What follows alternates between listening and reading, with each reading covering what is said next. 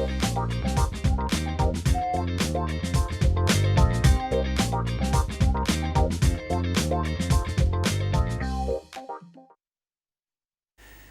саламаттыгыңызды ойлогон Ден соолук программасы бүгүнкү чыгарылышын сунуштайт. Аны мен Сейит Амираев алып барам.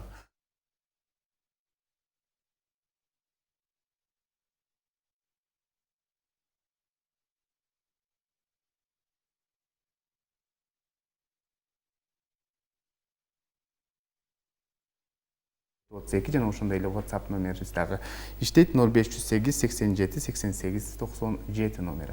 Анда студиянын кадырлуу коногун мен сиздерге тааныштырсам. Жомарт Сатыбалдиев Дени сак эл ассоциациясынын жугуштуу оорулар дарыгери. Саламатсызбы? Студиябызга кош келипсиздер. Кош келипсиз. Эң алгач эле айтсаңыз, бүгүнкү күндө мына ушул оорунун белгилерин, же болбосо симптомдорун коомчулукта ар кандай ар башкача айтылып жүрөт.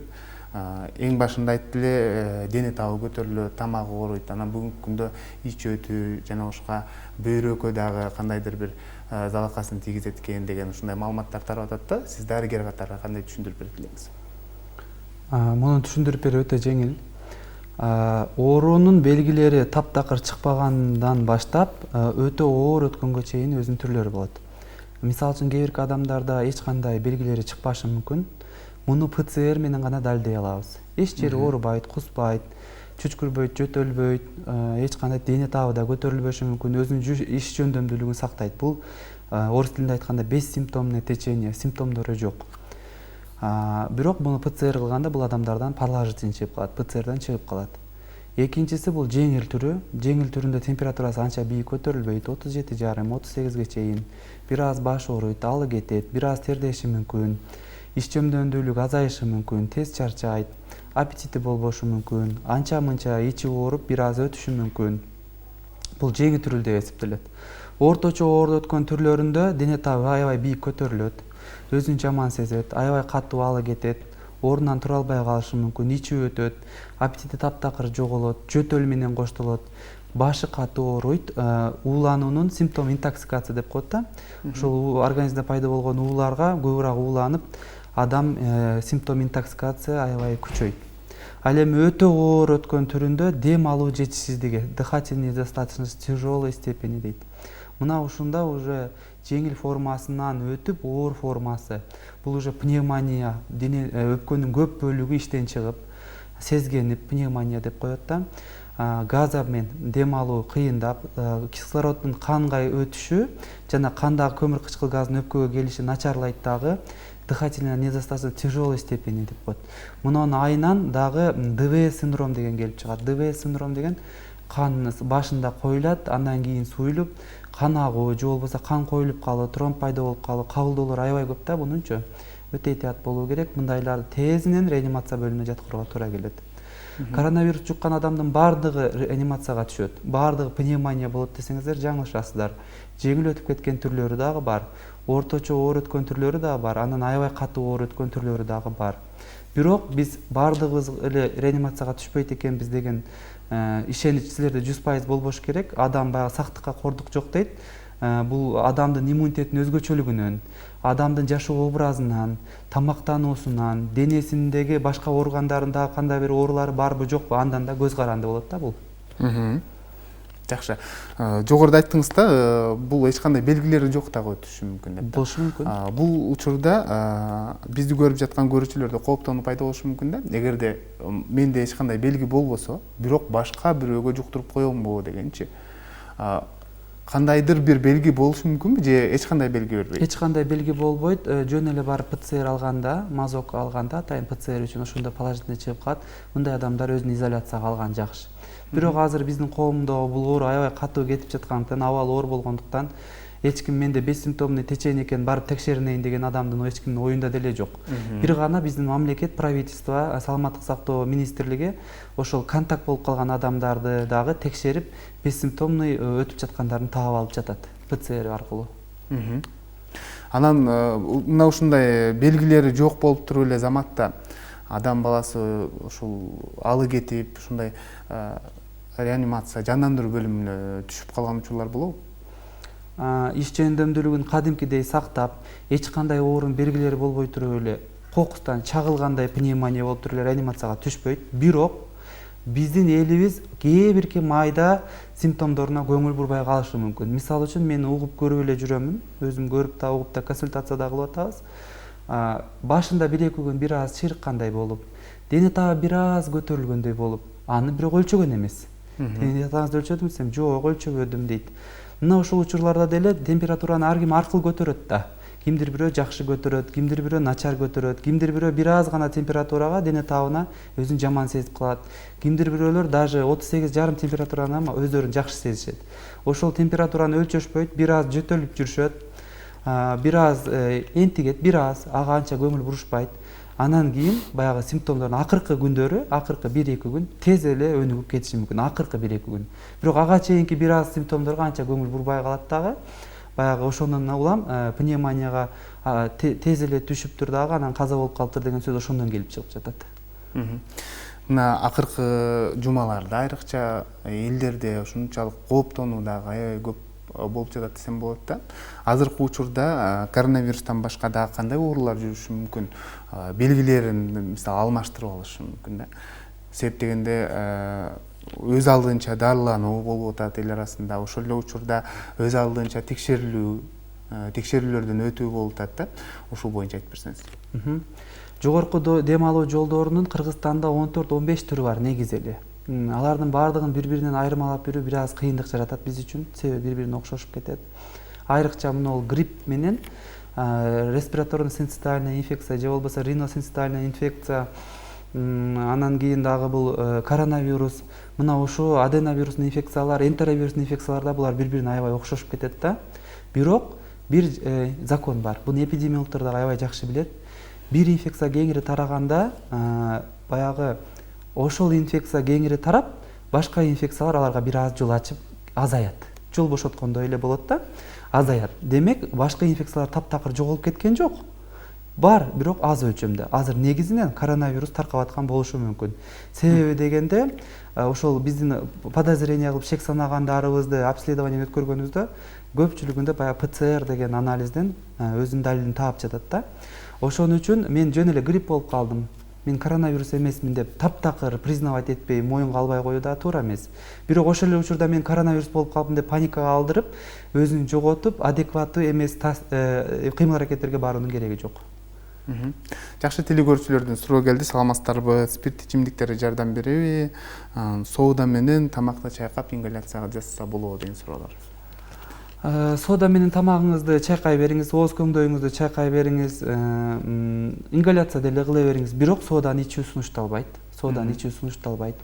Ашказанда өзүнүн чөйрөсү бар, аны кокустан эле өзгөртүү бул жакшылыкка алып барбайт. Ал эми спирт ичимдиктерин ичип жүрсөм, мен стерилизация болот экенмин, канды тазалайт экен, микробдорду тазалайт экен деген бул туура эмес түшүнүк. Былжыр челди дагы бул спирт суюктуктары күйдүрөт. Булар токсин, уу болуп эсептелет. Бир жагынан пайда болгону менен бир жагынан зыян. Ошону ичип, мен аман каламын, мен оорубайм десе, алар жаңылышат. Жакшы. Кийинки суроо телекөрүүчүдөн: саламатсыздарбы? Иммунитетти көтөрүш керек. Иммунитетиң чын болсо, бул оору жеңил өтөт экен деген маалыматтар айтылып жүрөт дейт. Анан иммунитетти көтөрүүдө эл арасында иттин эти, эшектин эти пайдалуу деп айтылат. Буга сиз кандай жооп берет элеңиз деген суроо алыптыр. Азыр сиз мага катарасынан 2 жуп суроо бердиңиз. Мен биринчисине жооп берген аракет кылайын. Жер жүзүндө канча адам бар болсо, ар бир адамдын иммунитетинин өзгөчөлүктөрү бар да, кандайдыр бир өзгөчөлүктөрү бар. Кимдир бирөөлөрдүн иммунитети адекватный реакция кылат, кимдир бирөөлөргө иммунитети айкөл, толеранттуу, сабырдуу, инфекцияларга ответ жооп кайтаруу реакциясы азыраак болот. Кимдир бирөөлөрдүн иммунитети баягы котурган иттей алпырып турат да, баягы аябай катуу реакция берет ооруга. Айтып жатпаймынбы, жөнөкөй температураны дагы ар ким аркылуу реакция берет организм дегендей. Ошол иммунитети күчтүү адамдарга вирус азыраак дозада түшөбү, көбүрөөк дозада түшүп калабы баягы денесине баягы кире турган жолдор аркылуучу, андан дагы көз каранды болот да. Бул жердечи адамдын жашоо образынан, кошумча ооруларынан да, мисалы анемиясы барбы, аутоиммундук оорулары барбы, гормон ичип жүрбөйбү дегендер бар да, туурабы? Мына ушулардагы иммунитеттин оозуруктап тартып турган үчүн бул адамдар группа риска деп коет. Мындай буларга жугуп калса оорураак өтүү коркунучу жогору. Сахарный диабети бар, инфаркт миокард, инсульт же болбосо кандайдыр бир ошо иммунодепрессанттарды ичсе, онкологиялык оорулар менен ооруса, мына ушул адамдардын иммунитети көбүрөөк баягы кооптуураак өтүшү мүмкүн бул оорулар да. Ошон үчүн биз ушинтип жооп бергенибиз туура болот. Ал эми экинчи суроого келе турган болсок, иттин этин жеп, же эшектин этин жеп, же сүтүн ичип айыгып кеткен мен адамдарды көргөн да эмесмин. Бул боюнча атайын илим изилдөө да жүргүзгөн эмес. Эгер ошо изилдөө жүргүзгөндө анда бизге рекомендация бермек, анда элдин баары иттин этин жеп, майын жеп, сүтүн ичип сакайып кетмек анда. Бул элдин арасында таркалган жөн эле фейк маалымат деп эсептейм. Жакшы, саламатсыздарбы? 14 күн мурда мен коронавирустун жеңил формасы менен ооруп сакайдым эле дейт. Азыркы учурда дейт өпкөм тушу дейт, даалым ачышып жатат дейт да. Эмне кылышым керек, кандай кеңеш бересиз деген суроону калтырыптыр. Сиз мен айткан симптомдорго көңүл буруңуз. Ошол көкүрөк көөдөнүңүз ар бир дем алган сайын ооруксунуп жатса, энтигип жатсаңыз, 1 минутада 25-30 жолудан тынч эле отурган абалда 25-30 жолдон ашык дем алып атсаңыз, же болбосо денеңизде субфибрильная, анча бийик эмес дене табы температура бар болсо, ысытма бар болсо, жөтөл бар болсо, сиз сөзсүз түрдө рентген, цифровой рентгенге түшүңүз. Мына ошол цифровой рентгенде эгер пневмония, өпкө сезгенүүсү бар болсо, ошол диагноз так коюлат дагы, сизге жардам берүү ыкмасын иштеп чыгарылган уже иштеп чыгарылган. Биз ошо ыкманын негизинде, ошо протокол негизинде сизди дарылап беребиз. Ага чейин паника кылбаңыз, дене табыңызды өлчөңүз, суюктуктарды жакшы ичиңиз, жеңил сиңген тамактарды жеңиз, паникага алдырбаңыз, өзүңүздү бир аз изоляцияга алсаңыз да жакшы болот эле. Жакшы, чындыгында эгерде үй бүлө мүчөлөрүндө бирөөсүндө ушундай дене табы көтөрүлө турган болсо, башка бирөөгө жукпаш үчүн мисалы канча убакытта башка бөлмөдө же болбосо башка үйгө кетип калган дурус деген да? Суроо дегенде оору ушунчалык бат жайылат деген да маалыматтар. Ооба, суроо эң сонун. Сиздин бул сурооңузга илимий жооп бар. Мисалы үчүн адам ошол оорунун алгачкы белгилери чыккандан баштап кооптуу болуп эстейт, ал адам оорунун булагы болуп эстейт. Ал вирустарды активдүү бөлүп чыгарып, өтө жакын карым катнашта, бөлмөдө, залда, баягы тиги автобустардын каптал терезелери ачылбаса, атайын шамалдоо жүргүзүлбөгөн болсо, гигиеналык эрежелер сакталбаса, жугуп калуу коркунучу өтө жогору. Буну бизде контагиозность деп коет да, инфекциядачы, жугумдуулугу. Ал эми оору чакыруулугу вирулентность деп коет. Бунун контагиозности дагы, вирулентности дагы аябай жогору вирустунчу. Ошон үчүн бул адамдар өзүн 14 күн изоляция кылганы жакшы, себеби даже бессимптомный течение деп коет. Симптому жок өткөн тагдырда деле 14 күндө биздин организм вирустарды талкалап, элиминация кылат. Элиминация эмне деген сөз? Бул вирустардын организмден толук чыгып кетип, ал адам оорунун булагы болуп эсептелбейт 14 күндөн кийин. Жакшы, саламатсыздарбы? Кандай учурда дейт рентгенден же болбосо томографиялык изилдөөдөн өтүш керек деген суроону калтырыптыр. Бүгүнкү күндө мына ушул айтылган жерлерде текшерүүгө барып кезекке тургандардын саны да көбөйүп кетти да, ушул боюнча айтсаңыз. Ооба, мен дагы соц тармактардан көрүп жатам, видеолорду көрүп жатабыз, маалыматтарды алып атабыз. Туура айтат, кимдерге көрсөтмө бар рентгенге түшүш үчүн.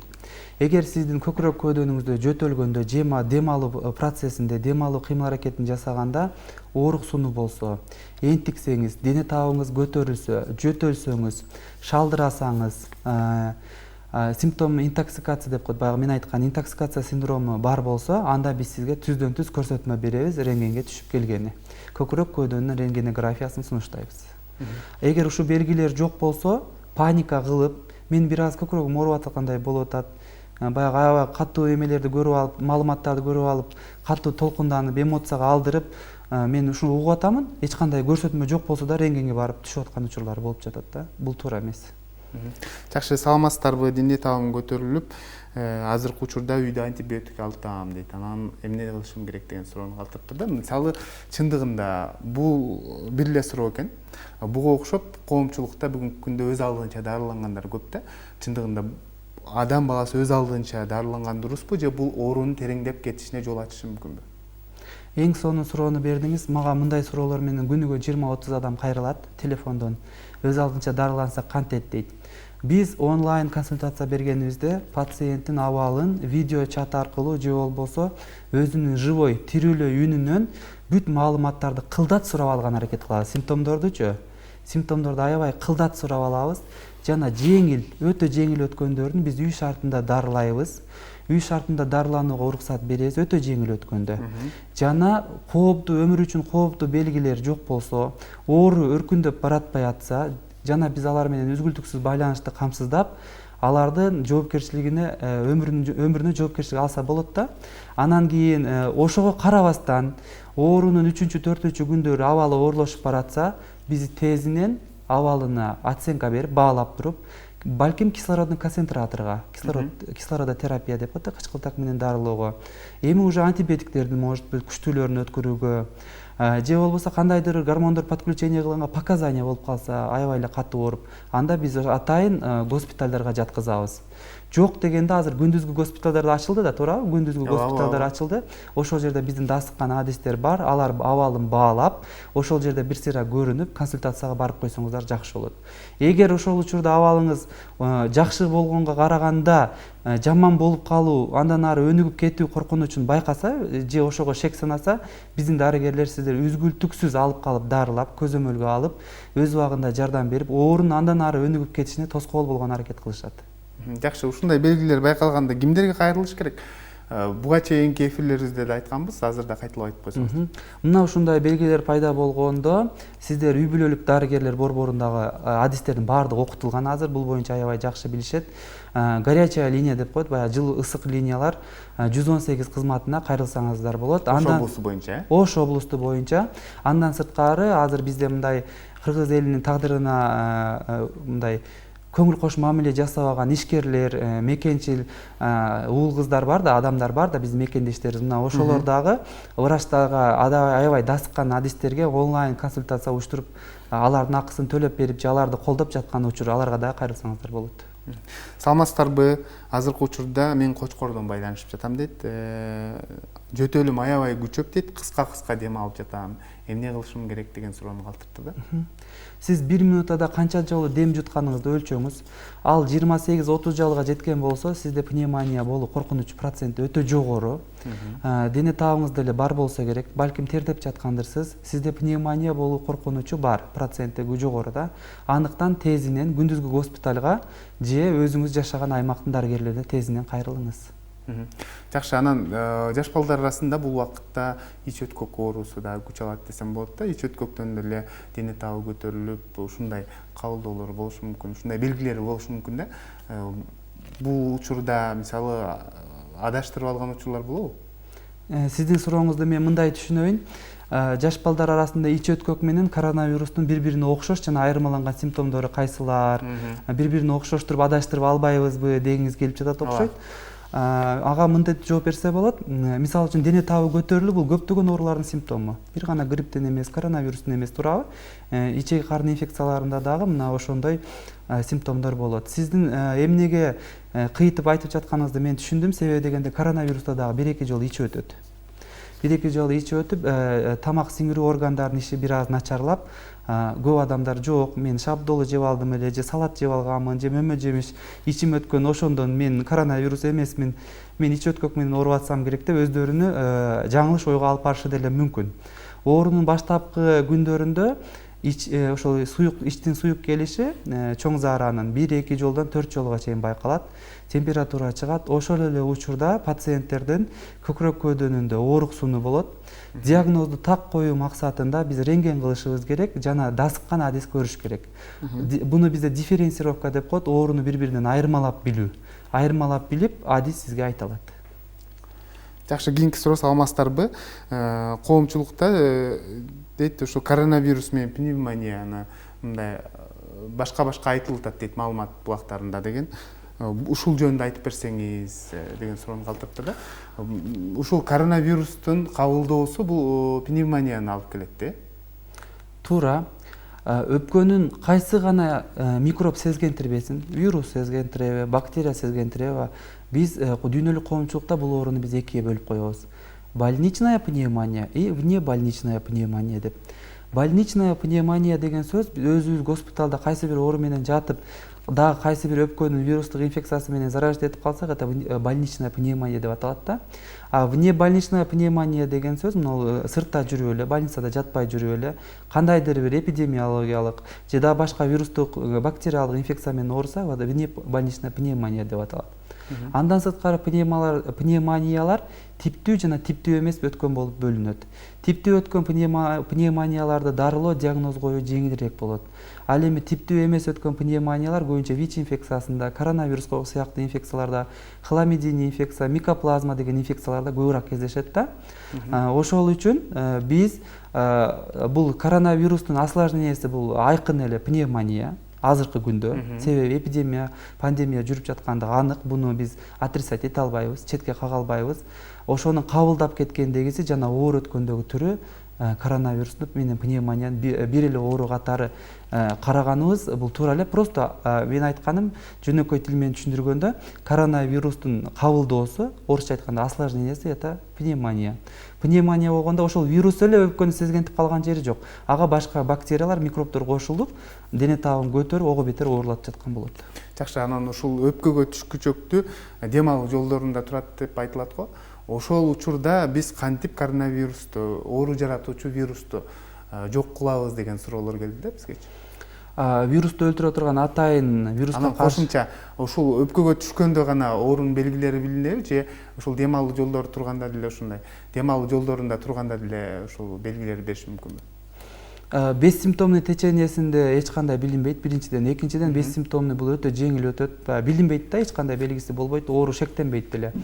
Ал эми жогорку дем алуу жолдорунда вирустар көбөйүп, ошол жерде клеткаларга тропность деп мындай айтканда ошол жерде тамактанат, өсөт, көбөйөт. Бизде муну илимде тропность деп коет да. Ошондой тропности бар да жогорку дем алуу жолдорунун клеткаларында. Ошон үчүн ал жерде турганда кандайдыр бир мурду бүтүп, жыт сезбей, башы ооруп, температура чыгып, жөтөлүшү бул анык. Ушундай болушу мүмкүн, аны эч ким четке кага албайт. Ал эми өпкөгө түшүп кеткенде гана билинет деген бул кандайдыр бир деңгээлде салыштырмалуу туура эмес жаңылыш маалымат болуп эсептелет. Жакшы, азыр биз жасап жаткан ушул ыкмалар бизди оорудан коргойбу? Маска тагып, анан антисептик ооба, кыскача кылып айтканда, эгер оорулуу адам маска такса, процент аябай төмөн болот, соо адамга жугуп калуу. Эгер оорулуу деле, соо деле такса, анда процент нөлгө жакындайт. Жукпай калуу коркунучу, ошол жукпай калуу мүмкүнчүлүгү жогорулайт. Жугузуп алуу коркунучу азаят. Соңку суроо, аба аркылуу жугуп жатат экен, ошон үчүн баттарып атат деген маалымат да бар да. Бул абада туруктуубу же туруксузбу? Бул вирус абада туруксуз, көпкө тура албайт, көпкө жашай албайт. Абада тез эле өлүмгө учурайт. Бир гана мына өтө жабык кабинеттерде, каптал терезелери ачылбаган маршруттарда, атайын шамалдоо жүргүзүлбөсө, эрежелер сакталбаса, ошо жугуп калуу коркунучу аба тамчы жолу аркылуу көбүрөөк болот. Ардактуу телекөрүүчүлөр, бүгүн бизде конокто Жоомарт Сатыбалдиев, Дени Сак эл ассоциациясынын жугуштуу оорулар дарыгери болду. Сизге рахмат айтабыз. Жакшы маалыматтарды айтып бердиңиз. Дагы да чакырсак келесизби? Буюрса, албетте келем. Сиздин ден соолугуңуз жалпы коомчулуктун саламаттыгы. Демек, ден соолугуңузга кам көрүүнү унутпаңыз. Сиздер менен мен Сейит Амираев болдум. Кайрадан эфир аркылуу амандашканча сак саламатта туруңуздар.